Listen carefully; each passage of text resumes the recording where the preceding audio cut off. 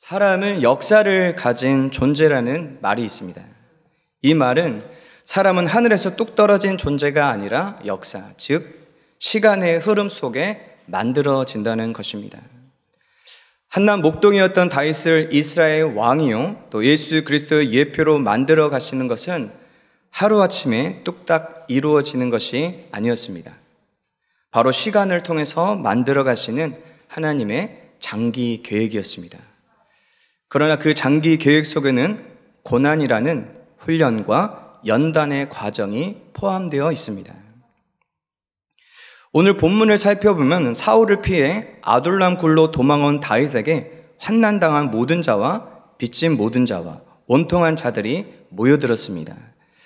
뜻하지 않게 사람들이 모여들게 되었고 다윗은 그들의 우두머리가 되어서 세력을 조직하게 되었습니다. 하지만 모여봤자 400명 가량밖에 되지 않았습니다. 이 숫자로는 사울 왕에게 용감하게 대항할 수도 없었습니다. 그래서 다윗은 자신에게 모여든 사람들과 가족들을 안전하게 보호할 수 있는 모압 땅으로 피신하기로 결심을 합니다. 다윗은 자신의 증조모였던 룻이 모압 출신이었기 때문에 모압 왕이 자신에게 우호적일 것이라고 아마 생각했던 것 같습니다. 뿐만 아니라 사울이 모압과 전쟁을 했었기 때문에 사울의 반대편에 서 있는 다윗을 모압 왕이 받아줄 것이라고 판단했습니다. 다윗은 자신의 상황을 정확하게 바라보는 예리한 눈이 있었고 지혜롭고 정확한 판단력이 있었습니다. 이스라엘 지역에서 벗어나 모압으로 도망가는 것은 최고의 선택처럼 보입니다. 왜냐하면 모압 땅은 사해 건너편에 있기 때문에 사울의 시선과 관심에서 완전히 벗어나는 지역이기 때문입니다. 하지만 사람의 눈으로 아무리 지혜로워 보여도 하나님의 뜻이 아닐 수가 있습니다. 다윗의 이런 판단은 굉장히 지혜로웠지만 하나님의 뜻은 아니었습니다. 계속 다윗이 모압 땅에 머무르게 되면 사울의 시선에서 벗어나 다윗은 안전할지 모르지만 이스라엘 백성들의 시야에서도 벗어나게 됩니다. 그렇게 되면 다윗은 점차 이스라엘 백성들의 관심에서 멀어질 수밖에 없습니다. 다윗은 계속해서 이스라엘 백성들의 시선과 관심 속에 있어야 합니다. 이스라엘 뉴스에 자꾸 등장해서 이슈를 만들어야 합니다. 백성들 사이에서 오고 가는 정보 속에 다윗의 신앙, 다윗의 용맹함과 지혜, 그리고 지도력에 관한 소문이 계속 들려져야만 했습니다. 우리도 대통령을 선출할 때 누군지도 모르는 사람이 갑자기 대통령 후보로 나오면 그 사람이 당선이 되나요? 불가능합니다. 이래저래 뉴스, 방송, 신문, 포털 사이트, 유튜브, 그리고 사람들의 대화 속에서 자주 오르내리는 사람이 결국 지지율도 올라가게 되고 마침내 대통령도 되는 거 아니겠습니까? 다윗은 이스라엘 백성에게서 잊혀지지 않아야 했습니다. 도망자 신세를 면하지 못하더라도 이스라엘 백성들의 눈길이 미치는 지역 안에서 도망해야 했습니다. 그래서 하나님은 갓 선지자를 다윗에게 보내셔서 유다 땅으로 다시 들어가라고 하셨던 것입니다. 그런데 돌아가야 할 그 땅의 상황은 어떻습니까? 여전히 사울은 살기 등등하게 다윗을 죽이려고 혈안이 되어 있습니다. 사울의 왕권도 탄탄합니다. 무턱대고 이스라엘 사람들이 다윗의 편에 설 수도 없습니다. 사실 백성들이 사울 왕을 좀 미덥지않게 생각할 수도 있습니다. 하지만 그의 아들 요나단에 대한 백성들의 평가가 굉장히 좋았습니다. 백성들은 사울 왕이 죽은 뒤에 요나단이 왕위에 오를 것이라고 생각했기 때문에 여전히 사울 왕에게 충성했던 것입니다. 그런데 이런 상황 속으로 다윗이 다시 들어가야만 합니다. 고난 속으로 들어가야 합니다.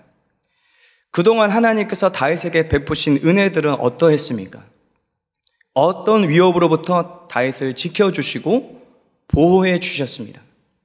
곰이나 사자 입에서 항상 다윗을 건져 주셨으며 골리앗과의 싸움에서도 당당하게 이기게 만들어 주셨습니다. 다윗의 용맹함을 온 천하에 드러내 주셨습니다. 사울왕의 악한 영에 사로잡혀 창을 들어 다윗을 죽이려 할 때도 민첩하게 피해가게 하심으로 그를 건지셨습니다. 뿐만 아닙니다.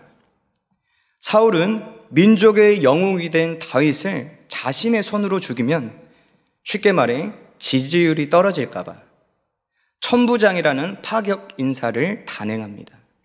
그리고 다윗을 최전방의 전쟁터로 보내버립니다. 그 이유는 자신의 손으로 직접 다윗을 죽이기보다는 전쟁 중에 적군들의 손에 다윗을 죽이려고 했기 때문입니다. 하지만 하나님은 오히려 이것을 기회로 사용하셨습니다. 우리 사무엘상 18장 30절 말씀 함께 읽겠습니다. 블레셋 사람들의 방백들이 싸우러 나오면 그들이 나올 때마다 다윗이 사울의 모든 신하보다 더 지혜롭게 행하며 이에 그의 이름이 쉼이 귀하게 되니라. 아멘. 사울은 적군의 손에 다윗을 죽일 생각으로 최전선으로 보냈지만 하나님은 그 상황을 이용하셔서 오히려 다윗을 이스라엘 백성들과 접촉하는 기회로 삼으셨습니다. 백성들에게 다윗의 뛰어남을 알리는 기회로 사용하셨습니다.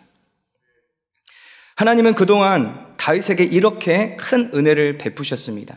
생명의 위협으로부터 보호하시고 사울의 계약을 역이용하시고 고난 가운데서도 그를 건져주셨던 분이 바로 하나님이셨습니다. 늘 고난 가운데서 구원해 주셨던 하나님이 이번에는 그 고난의 현장으로 생명이 위협받는 그 장소로 다시 들어가라고 말씀하십니다. 이에 다윗의 반응은 참 대단합니다. 성경은 하나님이 보내신 선지자 갓의 말에 다윗이 떠나 헤렛 수풀에 이르니라 라는 짧은 문장으로 다윗의 즉각적인 순종의 모습을 보여줍니다. 하지만 제가 다윗이라면 그렇게 빨리 결정하지 못했을 것 같습니다. 아니, 오히려 가고 싶지 않았을 것 같습니다. 물론 그곳에서 하나님의 도움을 받았던 적도 있고 또 상황을 역전시키시는 하나님도 경험했지만 그런 하나님은 온데간데 없고 그곳에서 경험했던 부정적인 일들만 생각이 났을 것 같습니다. 사실 저는 참 많이 연약한 사람입니다. 이렇게 목사로 정장까지 입고 단에서 설교하고 있지만 번듯하게 보일 뿐이지 이런 허울들을 벗어버리면 정말 보잘것없고 별 볼 일 없고 상처투성이 겁쟁이일 뿐입니다. 많은 상처와 잘못된 생각 덩어리들로 하나님의 나라의 행복을 온전히 누리지도 못하고 있는 그런 사람입니다. 제가 30살쯤 하나님께서 제 내면의 상처를 보여주시고 치유해 오신 지 10년이 지났습니다. 저는 작년까지만 해도 이런 저의 상처가 많이 치유되었다고 생각했습니다. 그런데 사랑의 교회에 부임하게 되는 과정부터 지금까지를 지내오면서 여전히 남아있는 저의 상처를 저는 요즘 다시 느끼고 있습니다. 저에게 사랑의 교회는 로또와도 같습니다. 잘 안 맞습니다.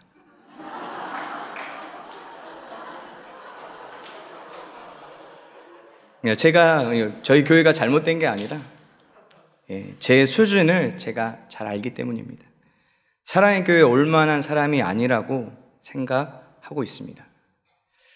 사랑의 교회에서 사역하기에 부정한 것이 저는 참 많습니다. 작년에 제가 이제 목사 안수를 받아서 새내기 목사이죠. 또 2년간 전임 사역의 기간도 있었지만 다들 아시다시피 코로나 때문에 사역도 제대로 하지 못했습니다. 실질적으로 전임 사역을 사랑의 교회에서 시작했다고 해도 과언이 아닐 것 같습니다. 작은 규모의 교회에서 사역하다가 하루아침에 이렇게 큰 교회에서 사역하게 되었으니 왜 두렵지 않겠습니까? 사람들이 저에게 이런저런 요구를 하지 않아도 사랑의 교회라는 그 이름만 들어도 그 이름이 주는 무게가 저에게는 상당했습니다. 그 압박감에 나는 이곳에 어울리는 사람이 아니야. 내가 감당할 사이즈가 아니야. 이런 생각들이 저를 어디까지 끌고 가냐면요, 그만둬야 되나? 이런 생각도 여러 번 했습니다. 저는 이제 긍정적인 정서, 부정적인 정서를 비율로 따진다면 부정적인 정서가 더 강합니다. 아무래도 부모와의 애착 관계가 좋지 못했던 것과 또 좋지 않았던 가정 환경 등 여러 환경적인 요인 때문인 것 같습니다. 아니, 내가 이곳에서 좀 있기에 부족하다고 생각이 들었으면 여기서 실력을 키워야겠다, 잘 배워야겠다, 이곳에 어울릴 만한 사람이 되어야겠다 라고 생각할 수 있잖아요. 그런데 저는 그게 잘 안 됐습니다. 하나님이 저를 그냥 딱 내버려 두면요, 부정적인 생각에 꼬리를 물고 계속 그 생각에 파묻힐 때도 있었습니다. 그러던 중 이제 지난 8월에 있었던 행복목회 아카데미, 또 그리고 행카 훈련을 통해서 나를 왜 이곳으로 보내주셨는지, 왜 이곳에 있어야 하는지 조금씩 깨닫게 되었습니다. 하나님은 저의 잘못된 생각 덩어리를 바꾸기 원하고 계셨습니다. 아니, 이보다 더 적극적으로 하나님이 저의 잘못된 생각을 바꿔주실 계획과 의지가 있다고 전 생각합니다. 그동안 저를 힘들게 하고 낮은 자존감, 열등감, 비교 의식에 시달리게 했던 것은 어떤 상황이나 환경이 아니었습니다. 그것을 그런 식으로 느끼고 바라보게 만드는 저의 상처였으며 저의 잘못된 생각 덩어리였습니다. 아마 이런 생각 덩어리를 성령의 생각 덩어리로 바꾸지 않는다면 저는 어느 곳에 가서든지 또 누구를 만나든지 또 어떤 상황을 경험하든지 항상 똑같이 힘들어하고 회피하고 도망치고 싶어 했을 것입니다. 그래서 하나님은 저의 생각을 고치고 저의 깊은 상처를 치유해 주시고자 이곳 사랑의 교회로 밀어 넣으신 것 같습니다. 그리고 행복 아카데미라는 훈련과 양육 프로그램을 만나게 해주신 것 같습니다. 하나님은 지난 여름부터 행복목회 아카데미 또 행카 회복의 삶의 훈련을 통해서 제가 요즘 피부로 느낄 만큼 제 생각을 변화시켜 주시고 계십니다. 생각이 달라지고 상황을 해석하는 눈이 달라지니까 감정이 달라지고 행동이 달라졌습니다. 부정적인 정서에서 긍정적인 정서로 조금씩 바뀌어가기 시작했습니다. 행카 좋습니다. 구원료를 받으시고 고민하신 분들 중에 할까 말까 하신 분들 내년에 꼭 신청하시고요. 이번 학기만 하고 나는 안 해야겠다 하신 분들은 끝까지 졸업까지 달려가시기를 바랍니다. 담임 목사님의 저서 당신의 교회는 행복합니까?에 보면 하나님께서 당신의 자녀들을 키워가시는 과정을 더하기 빼기 곱하기 나누기 과정으로 설명하고 있습니다. 더하기 과정은 빼기 과정에서 필요한 에너지를 공급하는 과정이고 빼기 과정은 곱하기를 담는 그릇을 준비하는 과정입니다. 그리고 곱하기의 큰 예는 그 속에 큰 사명이 있습니다.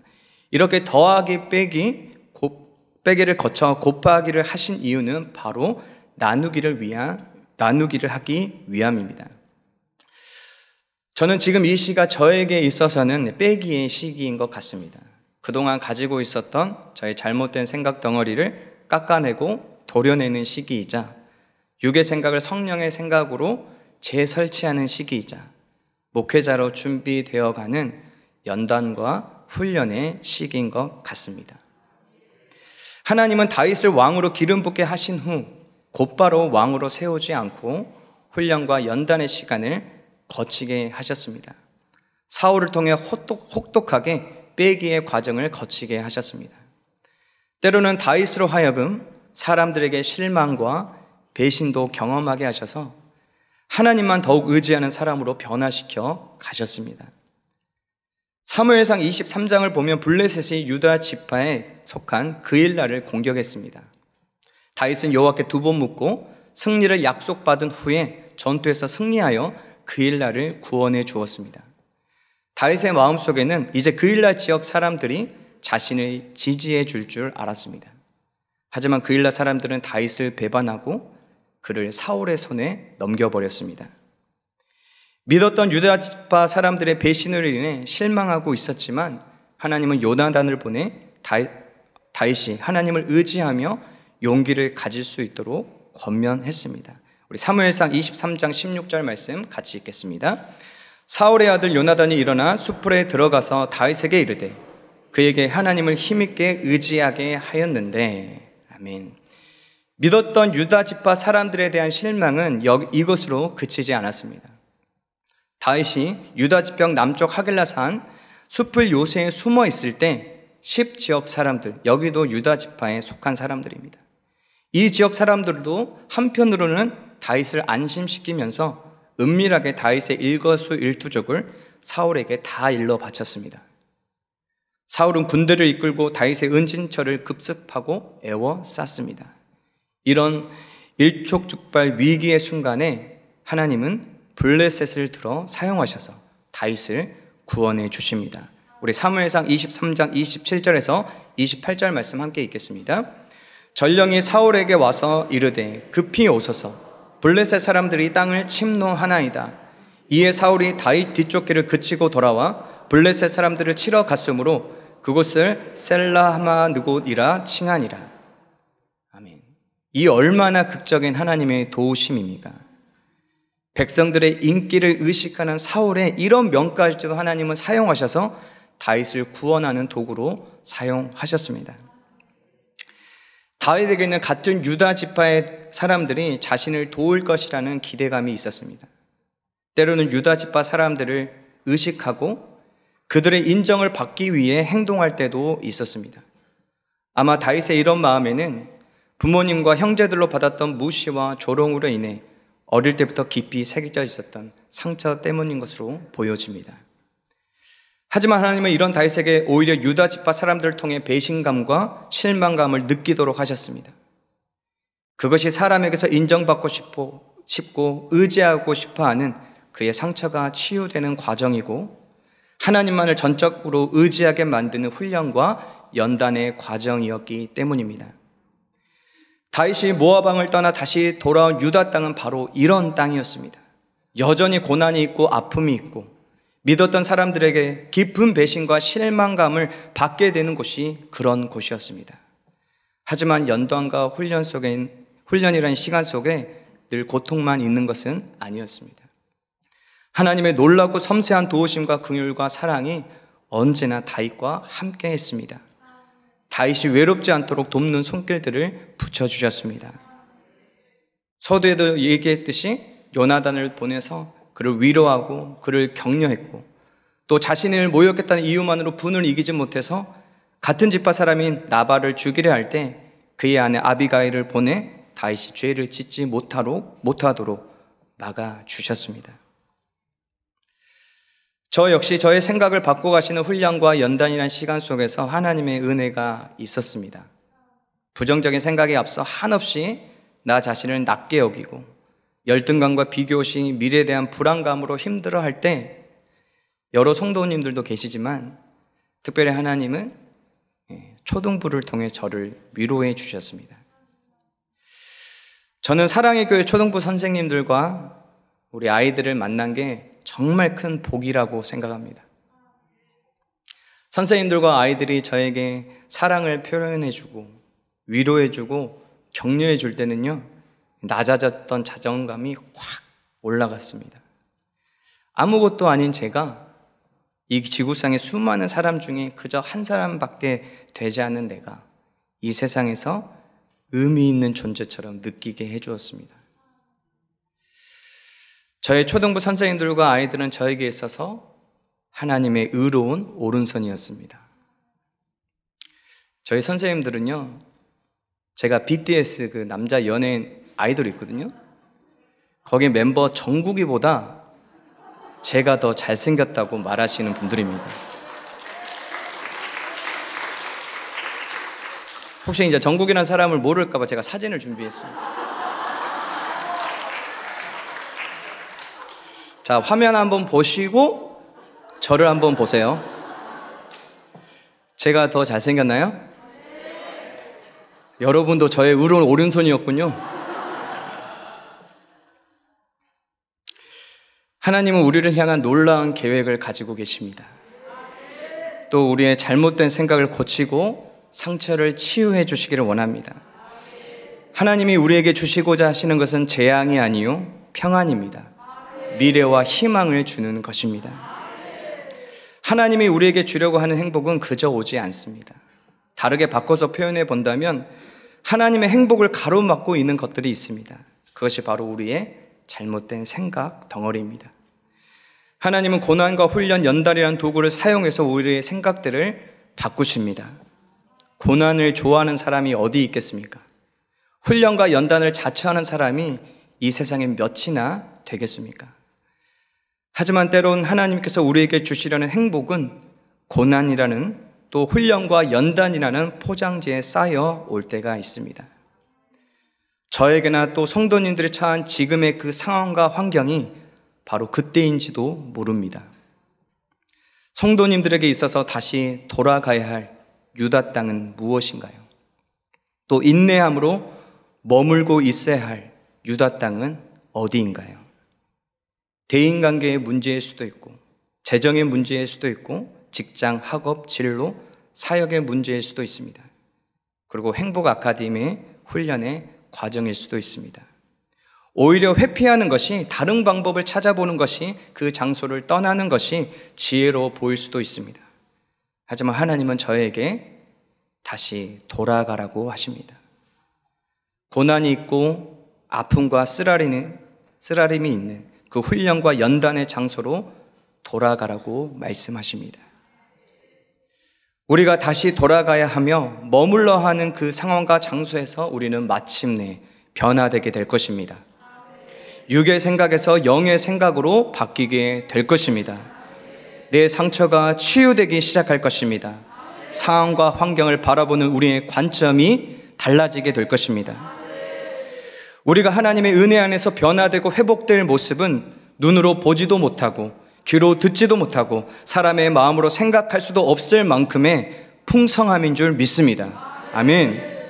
힘든 시기를 버텨야 하고 견뎌야 하지만 우리를 향한 하나님의 놀라운 계획을 믿고 잘 버텨 봅시다. 잘 견뎌 봅시다. 도망치지 맙시다. 우리가 마침내 정금같이 될 것입니다. 아멘.